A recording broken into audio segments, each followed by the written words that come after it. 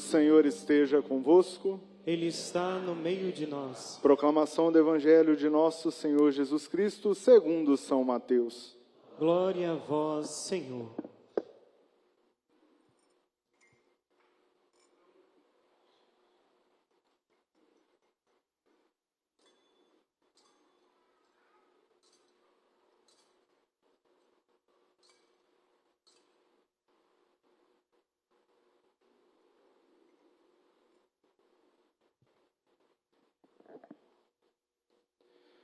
Naquele tempo, disse Jesus a seus discípulos: quando o Filho do Homem vier em sua glória, acompanhado de todos os anjos, então se assentará em seu trono glorioso.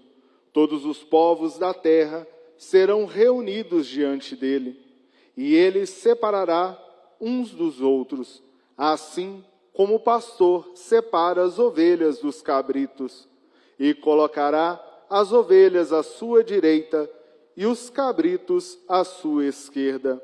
Então o rei dirá aos que estiverem à sua direita: vinde, benditos de meu Pai, recebei como herança o reino que meu Pai vos preparou desde a criação do mundo. Pois eu estava com fome e me destes de comer, eu estava com sede e me destes de beber. Eu era estrangeiro e me recebestes em sua casa. Eu estava nu e me vestistes. Eu estava doente e cuidastes de mim. Eu estava na prisão e fostes me visitar. Então os justos lhe perguntarão: Senhor, quando foi que te vimos com fome e te demos de comer? Com sede e te demos de beber? Quando foi que te vimos como estrangeiro e te recebemos em casa, e sem roupa e te vestimos? Quando foi que te vimos doente ou preso e fomos te visitar? Então o rei lhes responderá: em verdade eu vos digo que todas as vezes que fizestes isso a um dos menores de meus irmãos, foi a mim que o fizestes. Depois o rei dirá aos que estiverem à sua esquerda: afastai-vos de mim, malditos, ide para o fogo eterno, preparado para o diabo e para os seus anjos. Pois eu estava com fome e não me destes de comer, eu estava com sede e não me destes de beber, eu era estrangeiro e não me recebestes em casa, eu estava nu e não me vestistes, eu estava doente e na prisão e não fostes me visitar. E responderão também eles: Senhor, quando foi que te vimos com fome ou com sede, como estrangeiro ou nu, doente ou preso, e não te servimos? Então o rei lhes responderá: em verdade eu vos digo, todas as vezes que não fizeste isso a um desses pequeninos, foi a mim que não o fizestes. Porquanto estes irão para o castigo eterno, enquanto os justos irão para a vida eterna. Palavra da salvação. Glória a vós, Senhor.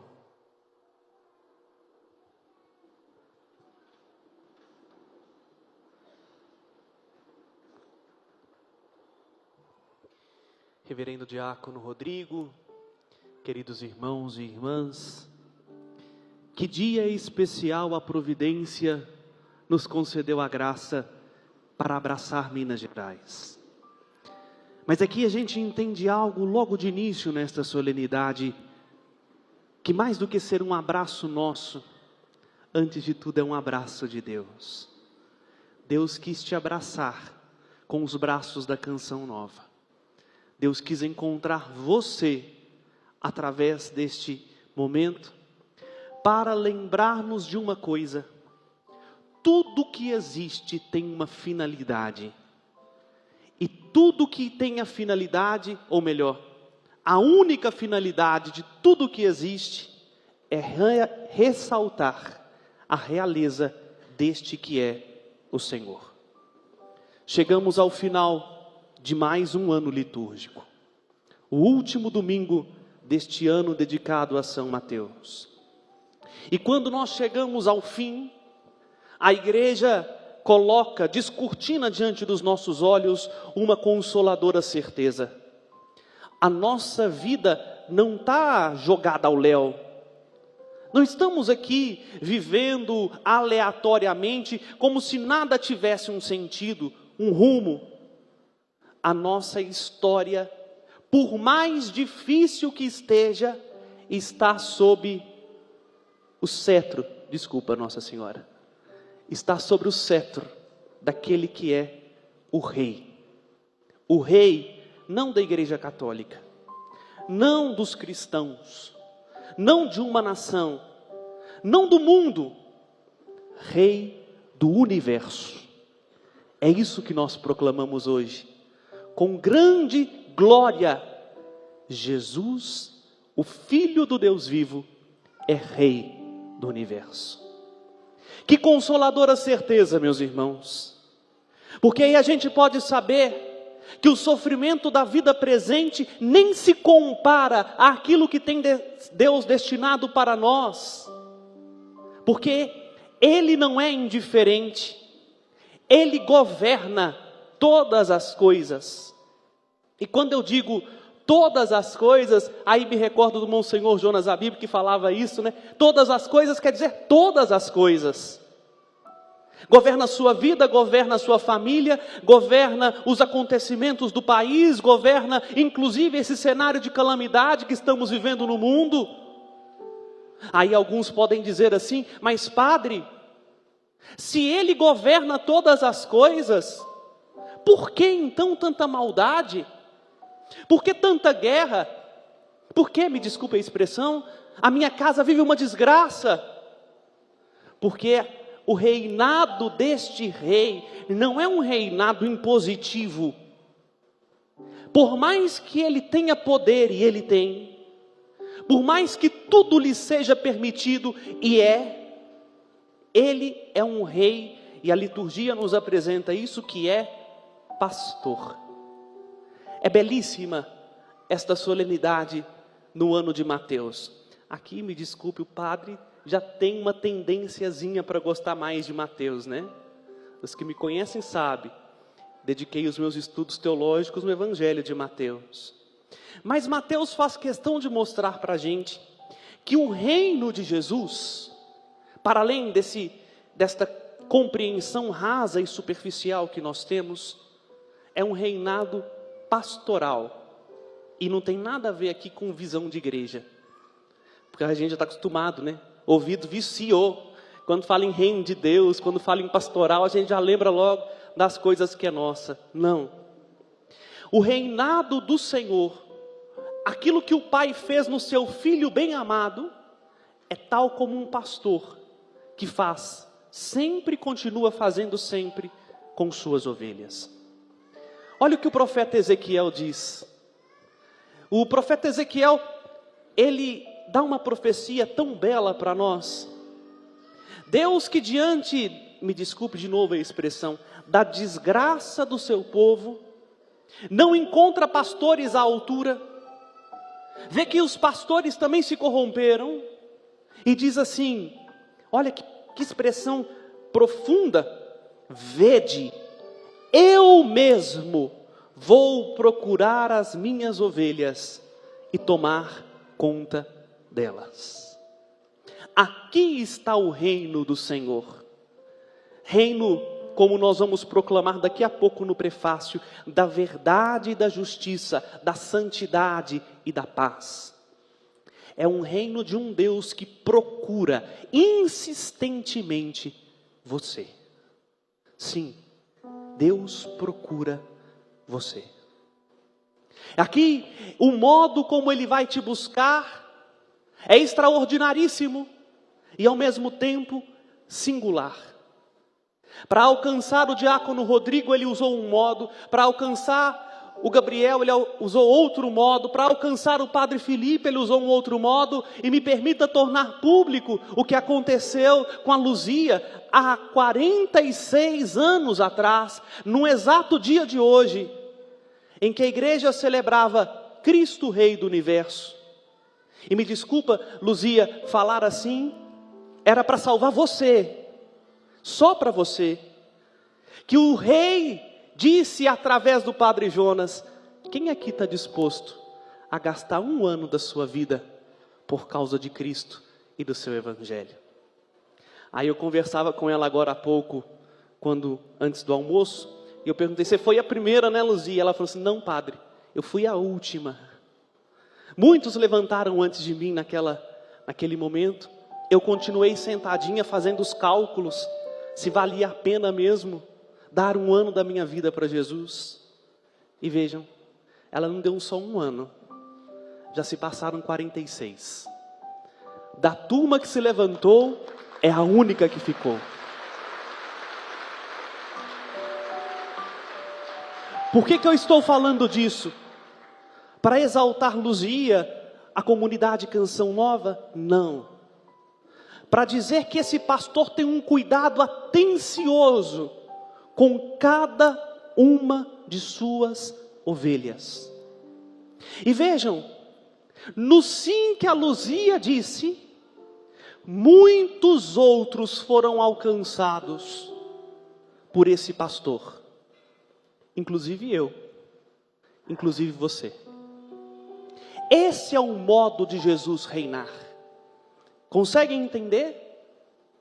Ele vai nos seduzindo no amor. Porque quando o poder, ele é impositivo, é igual jogar sapo em água fervendo. Ele pula, né? Agora, se a gente quiser cozinhar o sapo, eu tenho que apanhar o sapo com água e tudo, e pôr aquela água na temperatura ambiente no fogão, e ali o sapo vai se acostumando com a água, ao ponto que depois ele não consegue mais pular fora. Este é o modo, esta é a governança de Jesus. Ele vai nos seduzindo aos poucos. Eu me recordo do saudoso Dom Henrique Soares, que numa de suas homilias para os seminaristas ele diz: essa história de amar Jesus é como uma cachaça das boas. A gente toma um gole, fica embriagado e depois nunca mais quer largar isso. É assim. O amor dele, incondicional e ao mesmo tempo pessoal, vai buscando um a um e vai nos encantando aos pouquinhos, ao ponto da gente falar como o apóstolo Pedro: para onde o Senhor quer que a gente vá? Não tem como mais te deixar. Ou, já que estamos em música, não é? Monsenhor e Canção Nova, música não dá, pode ficar nesse acorde mesmo. Aí a gente canta como Monsenhor Jonas: não dá mais para voltar, o barco está em alto mar. Não dá mais para voltar, o barco está em alto mar. E não dá mais para voltar mesmo, porque a gente experimenta uma força tão grande do amor, que a gente já não consegue mais viver sem ele. Entendam? Aqui então nós vamos compreendendo, esse reino ainda não está totalmente completo, porque o amor ainda tem que vencer em muitos corações. É por isso que o apóstolo Paulo vai dizer: é necessário que ele reine, até que todas as coisas estejam sob os seus pés. Aqui tem um tempo para o reinado de Jesus. Quando tudo estiver sob os pés dele, então o reino dele vai chegar ao fim? Não, se eu falasse isso eu seria herege. Aí o reino dele chegou à plenitude. Por isso, meus irmãos e irmãs, nós não podemos perder tempo. Não podemos deixar para amanhã, ou usar a palavrinha que está na moda, procrastinar o modo como a gente acolhe o amor de Deus. Porque o reino de Jesus depende de mim. Aqui não se trata de uma construção. Ninguém constrói o reino de Deus. Desculpe, Eu sei que muitas vezes você já cantou isso, construir o reino, edificar o reino, plantar o reino. Não, o reino não é fruto das mãos humanas. O reino é um dom. É igual água, se você quiser segurar, sai entre seus dedos. Mas o reino, ele precisa ser acolhido no coração do homem.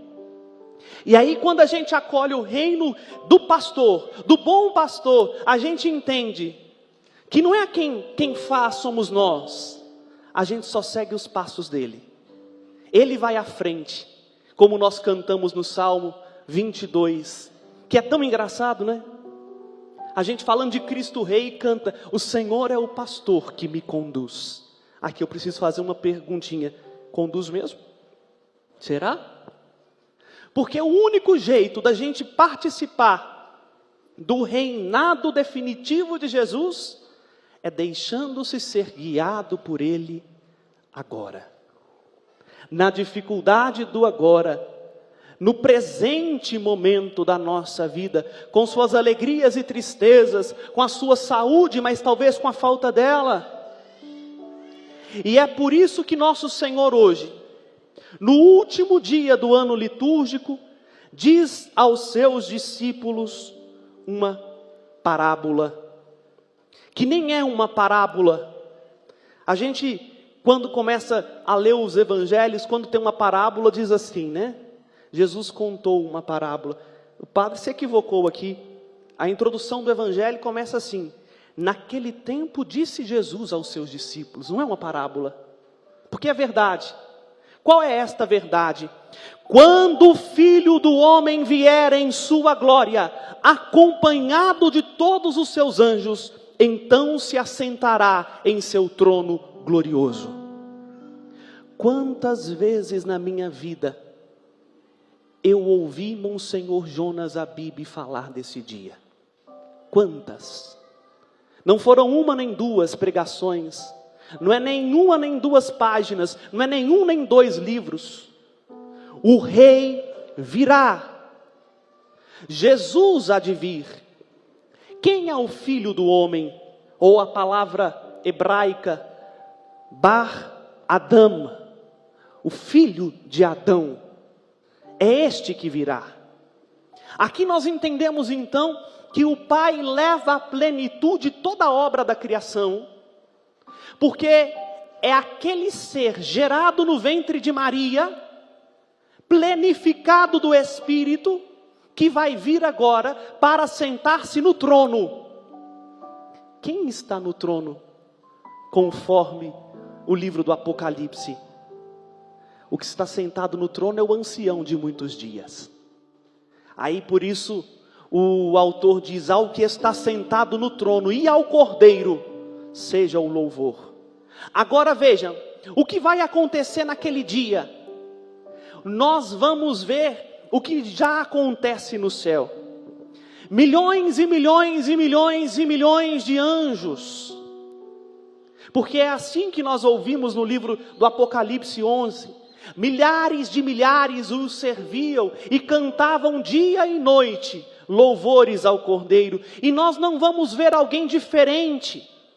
Nós vamos ver alguém em tudo semelhante a nós. Para falar assim, o pastor que vai à nossa frente, ele não está dando ordens distantes, que não te conhece. Ele sabe muito bem o que é ser humano. Ele é filho do homem. E este filho do homem, a natureza humana do Senhor, glorificada na Trindade, vai julgar. Eita, a gente gosta muito de julgar os outros. A gente gosta muito de ocupar o lugar do juiz. Por isso que quando ouvimos esta palavra assim, ele vem para julgar, dá até um frio na espinha, né? Alguns até apruma na cadeira. Tinha um ali que estava cochilando, até acordou. Mas ele vem para julgar. E o critério do julgamento não é outro senão a verdade. Porque a verdade, meus filhos, não é uma teoria.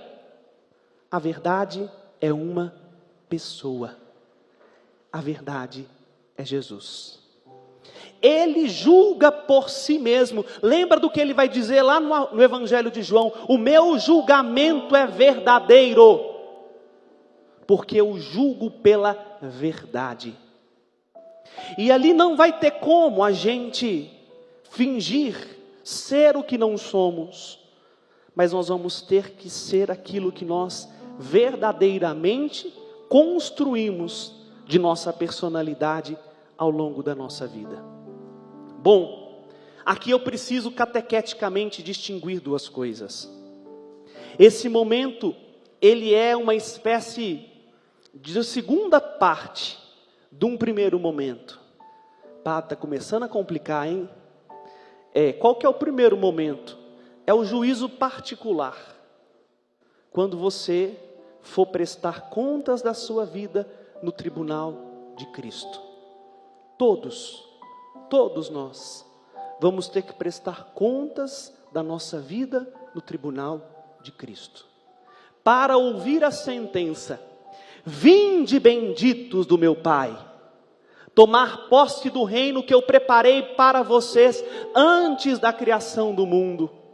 Ou ouvirmos a outra frase: afastai-vos de mim, malditos, porque eu não vos conheço.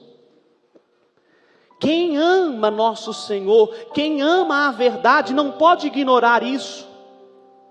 Não tem uma via uma via do meio.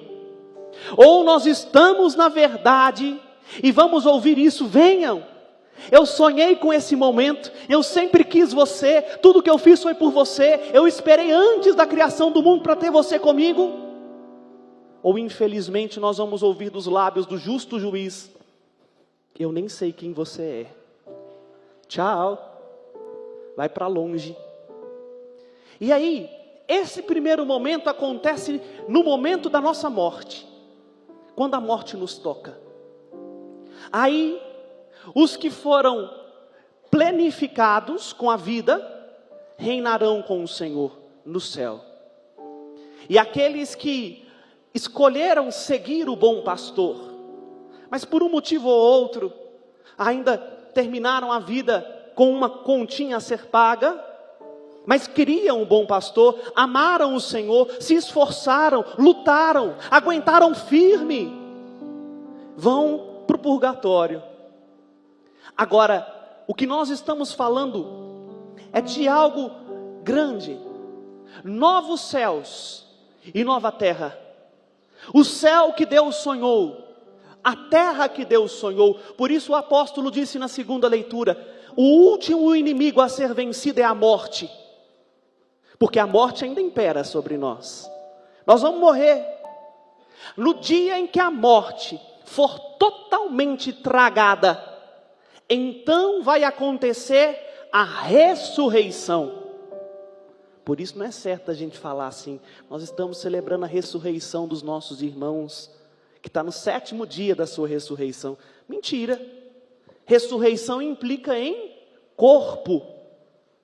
Na morte, o que acontece é justamente algo que nós cremos: vida eterna. A vida não termina com a morte, mas não é a ressurreição. A ressurreição é no último dia, quando o rei voltar e abrir o livro da vida. Entende? Aí aqueles que foram dignos do céu vai ficar melhor ainda, porque agora vai estar no céu em corpo, um corpo semelhante ao corpo do Senhor. Por isso ressurreição. Um corpo que já não conhece mais a dor, um corpo que já não conhece mais a morte, um corpo que é pleno de vida como o corpo do Cristo ressuscitado, para poder abraçar Deus de fato no corpo e experimentar a eternidade feliz no corpo. Em contrapartida, quem foi condenado também vai ressuscitar, agora para receber o castigo eterno no corpo. Aquela tormenta que antes era na alma, vai ser no corpo. E consegue piorar, não é? Entende? É para esse dia que a história com H maiúsculo está apontando. É por isso que o apóstolo também vai dizer: os sofrimentos do tempo presente nem se comparam com aquilo que há de vir. Porque, meu filho, o sofrimento é apenas um preâmbulo. O sofrimento não é para desanimar-nos, muito pelo contrário. É no sofrimento que a gente cria as virtudes que o Moisés falava. É nas dificuldades e nas contrariedades do tempo presente que nós vamos aprendendo a dar valor ao que tem valor. Porque certa vez, me desculpa, Renata, alguém me disse assim, não foi você: padre, eu estou pedindo a Deus paciência, mas quanto mais eu peço a Deus paciência, mais os outros me atazanam. E eu disse para a pessoa assim: é claro que as pessoas vão te atazanar. Porque como você vai viver a paciência se você não tem oportunidade de derramar a sua paciência com essas pessoas que te atazanam? Você quer paciência para Deus pôr num potinho e você fazer igual uma água, deixar lá na sua prateleira? Eu tenho paciência. Não, virtude é para ser gasta. Virtude é para ser doada. Virtude é igual água parada. Se ficar muito tempo guardada, apodrece, dá dengue, mata. Por isso, meu filho, aqui tem um segredo do Evangelho. Jesus diz assim: qual que é o critério para entrar na vida ou para não ir para o céu? Fazer tudo por causa dele, por causa do Senhor. Porque os que foram salvos vão ouvir assim: todas as vezes que vocês fizeram isso, para qualquer um, foram para mim. E às vezes a gente que está mais à frente da missão, a gente fica perplexo e diz assim: mas Senhor, como assim? Não foi para o Senhor que eu fiz, foi para a Canção Nova, foi para um morador de rua. Jesus diz: não, toda vez que você viveu a virtude, foi por minha causa. O que você fez ao outro, foi a mim que o fizestes. Entendam? O segredo para a gente aguentar firme é entender que só persevera no amor quem não tira os olhos de Jesus. Se fizermos, é por Ele. Não é para esperar aplauso, não é para esperar like, não é para querer que os outros digam: nossa, que pregação bonita, Moisés, parabéns, você cantou maravilhosamente bem. Não, se fiz bem feito, foi por Jesus. Se fiz mal feito, foi por Jesus. Aí a gente entende que tudo aquilo que a gente faz, por palavras ou obras, como vai dizer São Paulo, é para a glória de Deus. É para mostrar que o reino há de vir. Se a gente faz por amor próprio, se a gente faz esperando recompensa humana, se a gente faz até mesmo para massagear o nosso ego, nós não estamos entendendo nada do que o Senhor espera de nós. O Senhor quer de nós santidade, sim, e com urgência, sim, porque o reino está às portas, mas Ele não quer um reino sem você. É por isso que eu termino esta homilia dizendo esta verdade que o Monsenhor colocou em canção, para a gente rezar e pedir a Deus isso, que o reino dele aconteça em nós. E o que é o reino dele? Aprender a amá-lo em tudo e em cada coisa. Se é dado a você ser pai por amor a Deus, ser padre por amor a Deus, ser cantor por amor a Deus, ser ministro por amor a Deus, entende? Apressando para que ele venha rápido, porque se ele vir, vai desaparecer a dor. Se ele vir, vai desaparecer o sofrimento. Se ele vir, vai desaparecer o pecado. Ele será tudo, ele é a verdade. Mas para isso, meu filho, vou tomar a liberdade de dizer como Monsenhor Jonas: aguenta firme. Aguenta firme no seu propósito de santidade. Aguenta firme na tribulação. Aguenta firme na humilhação. Aguenta firme. Porque nós não vivemos para este mundo, vivemos para o reino que não é nosso, mas que nos já foi dado por herança. É para lá. O que você faz ou o que você deixa de fazer é para mostrar assim: Ele virá. Eu não posso ser santo para querer estar num pedestal. para que as pessoas olhem para mim. Não, o Senhor espera que eu seja santo, para que esse mundo lembre, Ele há de vir. Ele há de vir.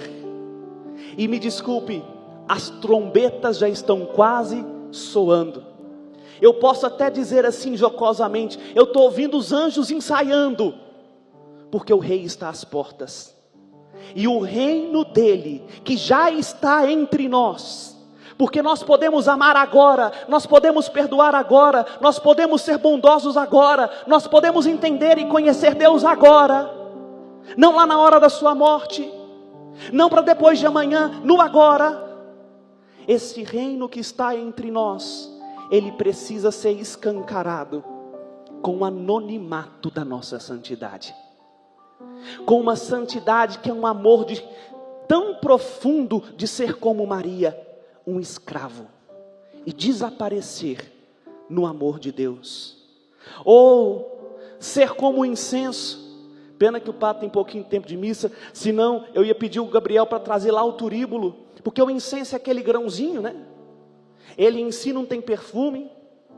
Eu me recordo que quando eu era coordenador de coroinhas, lá na minha paróquia de origem, Nossa Senhora do Perpétuo Socorro, uma vez um coroinha quis saber que gosto tinha. Eu nem põe esse trem na boca, não sei se é para comer, né? É aquele grãozinho, a gente não sabe que gosto tem, ele por si só não cheira. Mas quando você coloca o grãozinho de incenso na brasa, ele se consome, ele começa a derreter, vira até uma cola, né? E à medida que ele vai derretendo na brasa, vai subindo uma fumaça de agradável odor, e a fumaça chega no céu. Entende? A santidade é esse desejo de ninguém ver o que você está fazendo, mas de consumir-se em Deus, de consumir-se até que Ele te leve, como dizia Santa Teresinha, como um elevador o Senhor vai me levar para o céu. Mas eu preciso aguentar firme, porque eu acho que é doloroso para o grão de incenso ser colocado na brasa. Eu acho. Se ele pudesse falar, ele ia falar assim: me tira daqui, está queimando, está quente, está difícil. Sim, mas ele aguentando firme, faz brotar um suave odor. Você me entendeu? Entendeu? Se entendeu, fica de pé, porque o padre não entendeu o que você disse, não. Nós precisamos cantar assim com a nossa vida. Nós precisamos proclamar com a nossa vida que Ele já é rei. E não é rei de meia dúzia de gente, gostando ou não gostando. Jesus é o Senhor. Mas Ele precisa ser o Senhor da sua vida. Ele precisa ser o Senhor do seu coração, e isso só é possível quando você for santo, santo, santo, santo, santo, até que a sua vida e a vida de Jesus seja uma coisa só. E assim você vai dizer para o mundo: mas o Senhor virá, Ele não tardará, que eu seja santo, santo, santo, pois Deus é santo, santo. Isso, e a santidade da sua vida, apresse o Senhor, e Ele logo, declara isso com fé, Ele virá.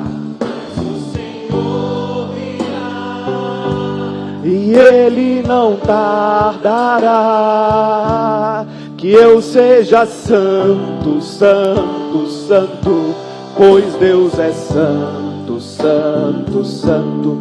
Que a santidade da minha vida apresse o Senhor, e Ele logo virá.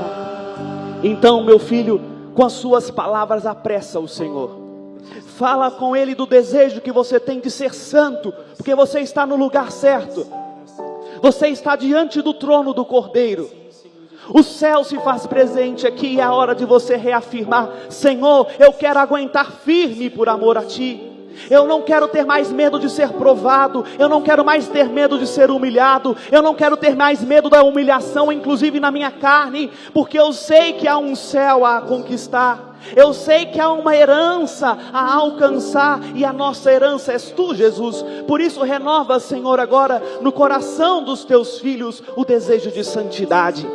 um desejo de consumir-se plenamente por amor a Ti, um desejo de ser um perfume suave que sobe à Sua presença. Sim, Senhor, nós queremos ser esta igreja que apressa, mas apressa não no microfone, não nas câmeras, não nas redes sociais, mas no esconderijo do nosso quarto, no nosso trabalho, no anonimato da nossa família, apressar o Senhor que vem, apressar o Senhor fazendo bem todas as coisas e fazendo todas as coisas por amor a Ti.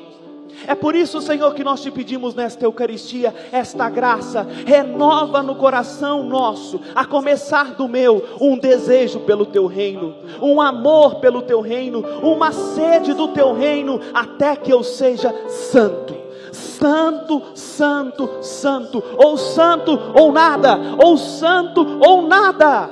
Concede-nos, Senhor, esta graça de ser uma igreja que acredita que o Senhor vem, por isso te espera e arruma a casa para acolher. E assim nós vamos terminar cantando: somos, Senhor, tua igreja, porque esta é a igreja que declara: Ele é o Senhor, mas não dos outros, Ele é meu Senhor, Ele é meu Salvador, e porque eu o conheço, eu o aguardo. Somos, Senhor, tua igreja que aguarda e apressa tua vinda gloriosa. Somos, Senhor, tua igreja que aguarda e apressa tua vinda gloriosa.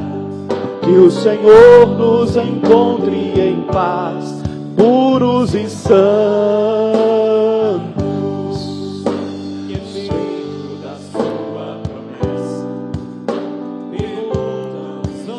Erga seus braços e cante: o Senhor virá. O Senhor virá, Ele não tardará. Que eu seja santo, santo, santo, pois Deus é santo, santo, santo. A santidade da minha vida, apresse o Senhor e Ele não. Só as vozes: mas o Senhor virá. Mas o Senhor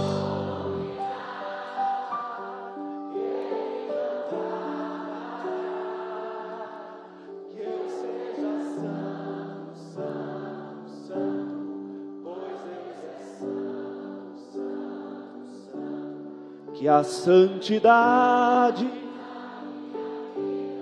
todos juntos, e nós concluímos: mas o Senhor virá,